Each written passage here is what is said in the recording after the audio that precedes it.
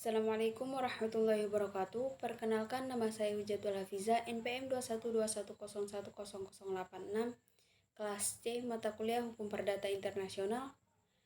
Dosen pengampu Idrus Al-Ghifari MH. Di sini saya menjelaskan materi kelompok 1, pengertian dan ruang lingkup hukum perdata internasional. Istilah dan pengertian hukum perdata internasional. 1.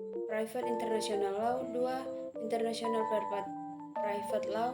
3. Internationalist Private Rights. 4. Droit International Private. 5. Droit International Private. Jadi yang internasional itu adalah hubungan-hubungannya, sedangkan kaidahnya hukum perdata internasional ada hukum perdata nasional. Dengan demikian, masing-masing negara yang ada di dunia ini memiliki hukum perdata internasional sendiri, sehingga akan dikenal hukum perdata internasional Indonesia, hukum perdata internasional Jerman, hukum perdata internasional Inggris, hukum perdata internasional Belanda, dan sebagainya. Subjek dan sumber hukum perdata internasional. Subjek hukum perdata internasional adalah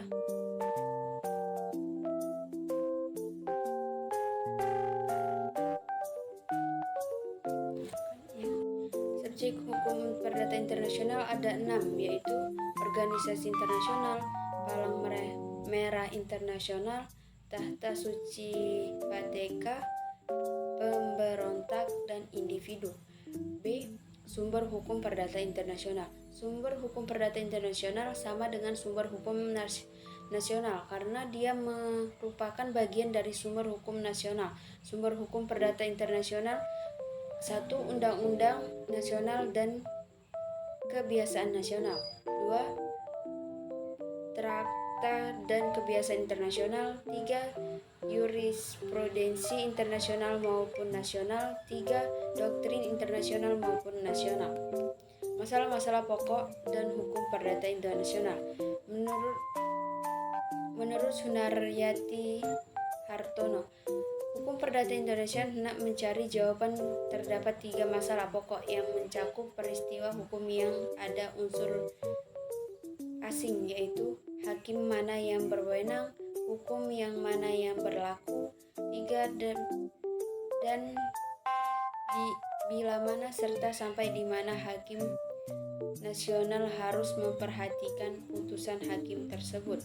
Menurut Bayu Seto, pokok hukum perdata internasional meliputi 1. Hakim atau pengadilan manakah yang berwenang menyelesaikan hukum, manakah yang harus diperlakukan untuk mengatur atau menyelesaikan persoalan-persoalan hukum yang mengandung unsur asing.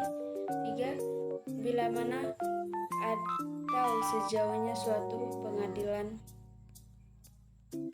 harus. Ruang lingkup hukum perdata internasional. Mengenai ruang lingkup hukum perdata internasional, Sudargo Gautama menyatakan adanya berbagai perdata atau pendapat atau pandangan, yaitu 1. Hukum perdata internasional sama dengan rights to passing rights. 2. Hukum perdata internasional sama dengan choice of law dan choice of jurisdiction. 3. Hukum perdata internasional sama dengan choice of law ditambah choice of jurisdiction dan sanction. 4. Hukum perdata internasional sama dengan choice of law ditambah dengan choice of jurisdiction, condition des etres, dan nationalities. Baik, materi kelompok 2. Titik-titik pertalian sebagai penentu persoalan hukum perdata internasional. Istilah dan pengertian titik pertalian sebagai penentu persoalan hukum perdata internasional. Titik pertalian atau titik taut dalam hukum perdata internasional bisa juga disebut dengan istilah unifying content atau points of course dalam bahasa Inggris. Titik atau titik pertalian adalah hal-hal atau keadaan yang menyebabkan berlakunya suatu stelsel hukum. Titik pertautan dapat didefinisikan sebagai fakta-fakta di dalam sekumpulan fakta perkara hukum perdata internasional. Macam-macam titik pertalian. 1. Titik pertalian primer. 2. Titik pertalian sekunder. Faktor-faktor yang termasuk ke dalam titik pertautan primer yaitu A. Kewarganegaraan, B.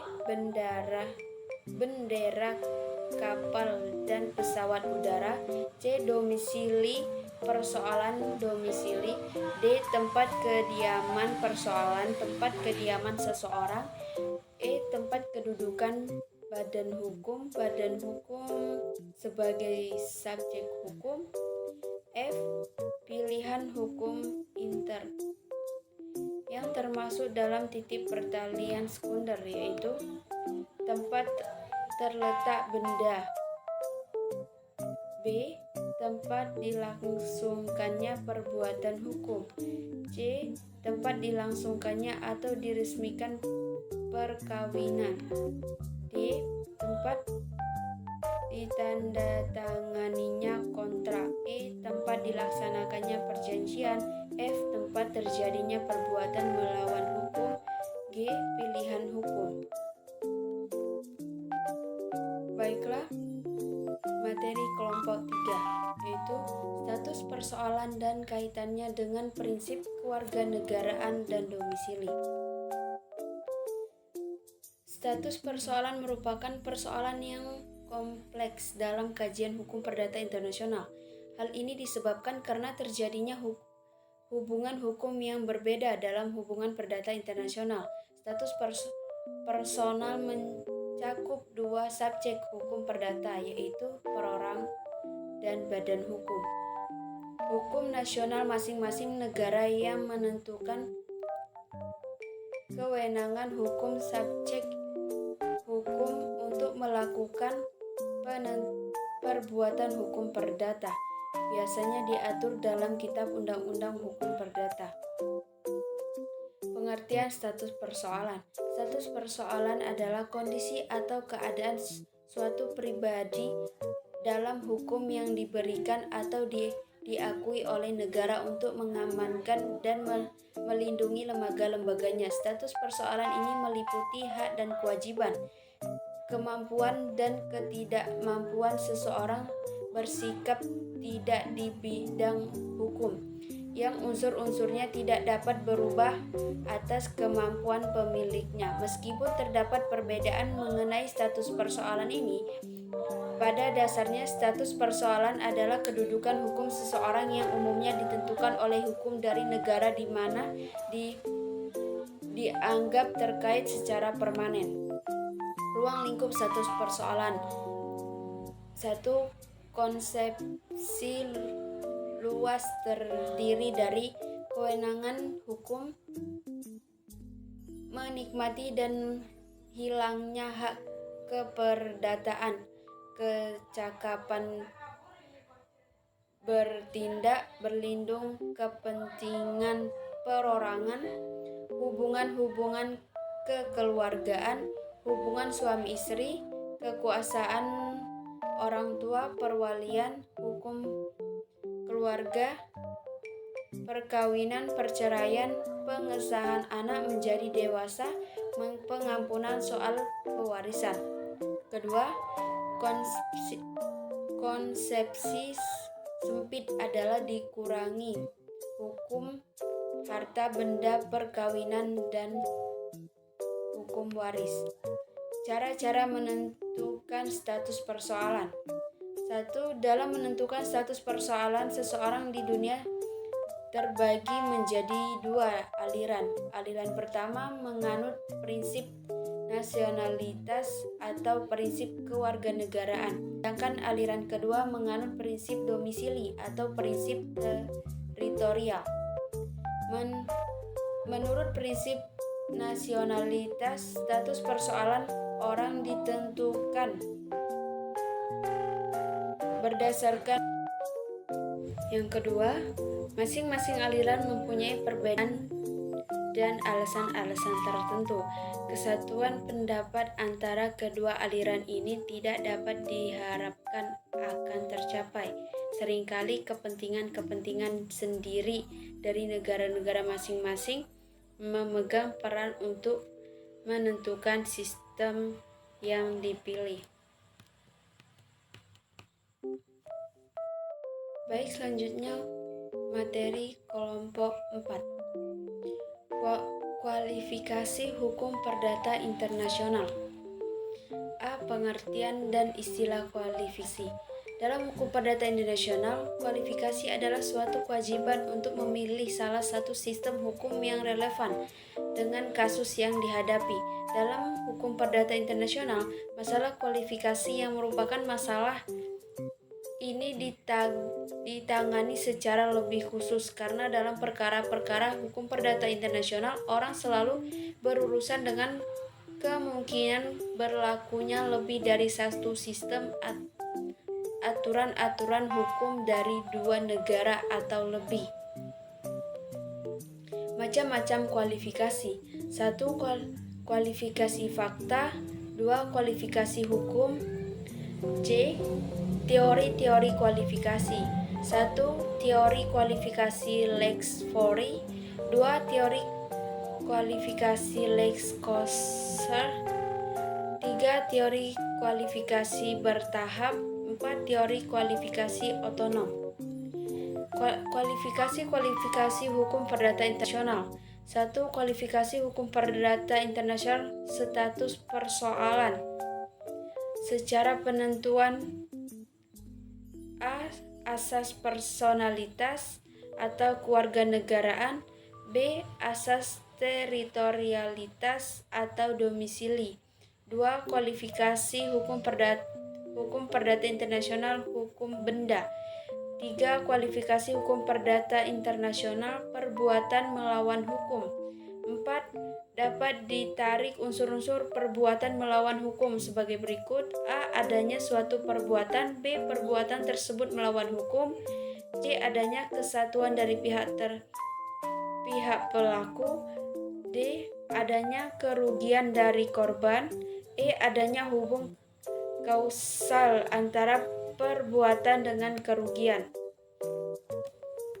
Baik, materi selanjutnya kelompok 5. Renvoy penunjukan kembali. Definisi dan konsep renvoy dalam hukum perdata internasional. Konsep renvoy sesungguhnya merupakan penyimpangan terhadap suatu alur pikir dalam hukum perdata internasional yang selalu diarahkan untuk menetapkan sistem hukum yang diperlakukan. 2. Hubungan dengan masalah kualifikasi. Di dalam hukum internasional, kualifikasi merupakan sebuah proses berpikir yang guna menempatkan konsepsi asas-asas dan kaidah-kaidah hukum ke dalam sistem hukum yang berlaku. Macam-macam kualifikasi di dalam hukum perdata internasional. Kualifikasi fakta. B. Kualifikasi hukum. Kualifikasi hukum adalah pengelolaan pembagian seluruh kaidah hukum ke dalam pengelolaan atau pembidangan kategori hukum tertentu yang telah ditetapkan sebelumnya. 1. Kualifikasi menurut lex fori. Menurut teori yang ditokohi Raj, Han, dan Martin ini, kualifikasi harus dilakukan menurut hukum material pihak hakim yang mengadili perkara yang bersangkutan. 2. Kualifikasi menurut lex Kos. 3. Kualifikasi bertahap. Selanjutnya materi dari kelompok 6. Ketertiban umum dan hak-hak yang diperoleh. Pengertian ketertiban umum. Beberapa persoalan pokok hukum perdata internasional antara lain persoalan ketertiban umum dan persoalan hak-hak yang diperoleh yang berkaitan dengan pertanyaan sejauh mana suatu forum sistem kaidah kaidah hukum asing atau hak-hak dan kewajiban-kewajiban hukum asing. Ruang lingkup ketertiban umum adalah segala bentuk kegiatan dan perbuatan yang berhubungan dengan ketentraman dan ketertiban umum dalam meliputi aspek tertib pemerintah. B. Adapun yang menjadi ruang lingkup tertib pemerintah mengatur tentang tertib kependudukan, administrasi dalam kewajiban warga negara dan pengaturan dan pengawasan. 3. Tertib K3 umum dan lain-lain. C. Tertib lingkungan. D. Tertib sosial. E. Pencegahan dan pemberantasan hal penyimpangan. F. Perlindungan masyarakat. Fungsi ketertiban umum. Secara tradisional, doktrin hukum perdata internasional membedakan dua fungsi lembaga Offenburg Order. Fungsi positif, yaitu menjamin agar aturan-aturan tertentu dari Lex Fori tetap diberlakukan sebagai akibat dari pemberlakuan hukum asing, terlepas dari persoalan hukum mana yang seharusnya berlaku atau apapun isi kaidah atau aturan Lex Fori yang bersangkutan. Fungsi negatif, yaitu untuk menghindarkan pemberlakuan kaidah-kaidah hukum asing bila pemberlakuan itu akan menyebabkan pelanggaran terhadap konsep-konsep dasar Lex Fori. Ketertiban umum menurut hukum nasional. Asas tertib umum merupakan salah satu asas yang harus diperhatikan dan sangat penting khususnya dalam ruang lingkup hukum perdata internasional. Hak-hak yang diperoleh.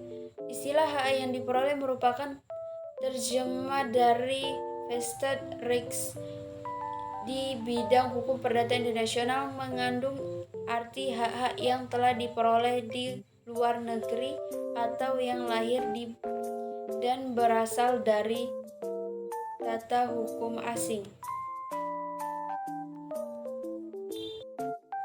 Baik, materi selanjutnya dari kelompok 7, penyelundupan hukum. A. Pengertian penyelundupan hukum. Penyelundupan hukum adalah suatu perbuatan yang menghindari perlakuan hukum nasional sehingga yang bersangkutan memperoleh suatu keuntungan tertentu sesuai dengan keinginannya. Sebab bagaimana berlaku hukum asing akan tetapi di pihak yang lain, khususnya apabila dilihat dari kacamata hakim yang menangani atau menyelesaikan kasus yang berhubungan dengan lembaga atau perbuatan hukum ini. B. Penyelundupan hukum dan hak peroleh. Istilah hak yang diperoleh sering disebut dengan Recht and Obligation, Secret Abroad, atau hak dan kewajiban hukum yang terbit berdasarkan hukum asing. Yang menjadi persoalan dalam hukum perdata internasional adalah apakah hak dan kewajiban hukum yang memiliki seseorang berdasarkan kaidah-kaidah dari suatu sistem hukum tertentu harus diakui atau tidak oleh Lex Fori. C. Contoh penyelundupan hukum. Dalam beberapa tingkat buku hukum perdata internasional terdapat beberapa contoh tertentu penyelundupan hukum yang telah menjadi bahan kaji dari para hukum perdata internasional, yaitu 1. Perkawinan seringkali dalam praktek persoalan penyelundupan hukum ini dicontohkan melalui suatu kasus perkawinan. Misalnya terjadi para pihak menggunakan berbagai cara penyelundupan hukum untuk dapat melangsungkan perkawinan. 2. Perceraian. 3. Kasus-kasus lainnya. Istilah penyelundupan hukum atau Wetshondoiking dapat juga diartikan perbuatan yang dilakukan di suatu negara asing dan diakui sah di negara asing itu. 4. persoalan terbatas yang didirikan oleh negeri di beberapa negara. 5. Menyeberang situ beberapa praktek tentang persoalan Perancis yang bertempat tinggal di Avranches.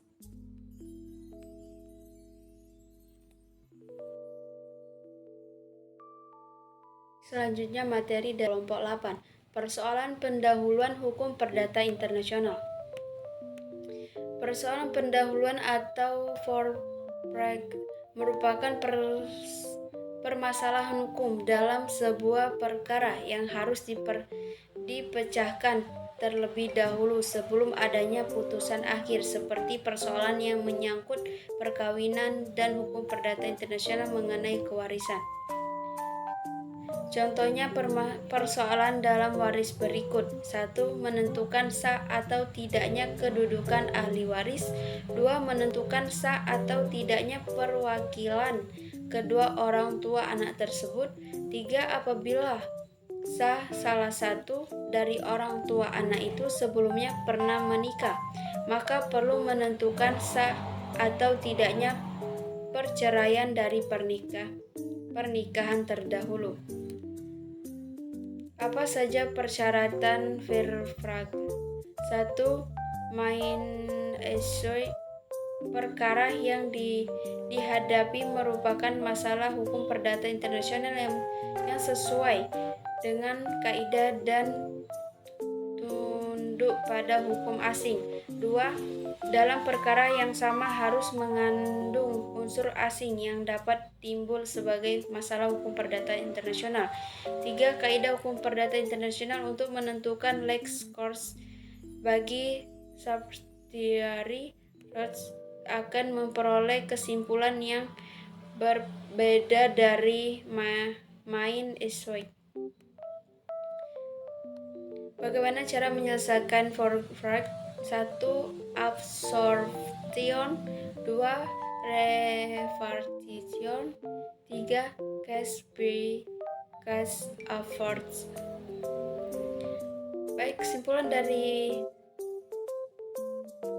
PPT kelompok 8, persoalan pendudukan lahir jika putusan hukum bergantung pada ketentuan sah dan tidak suatu hubungan atau persoalan hukum lain. Persoalan pendahuluan harus dipecahkan terlebih dahulu sebelum adanya putusan akhir. Baik, sekian dari materi saya dari kelompok 1 sampai kelompok 8. Terima kasih. Wassalamualaikum warahmatullahi wabarakatuh.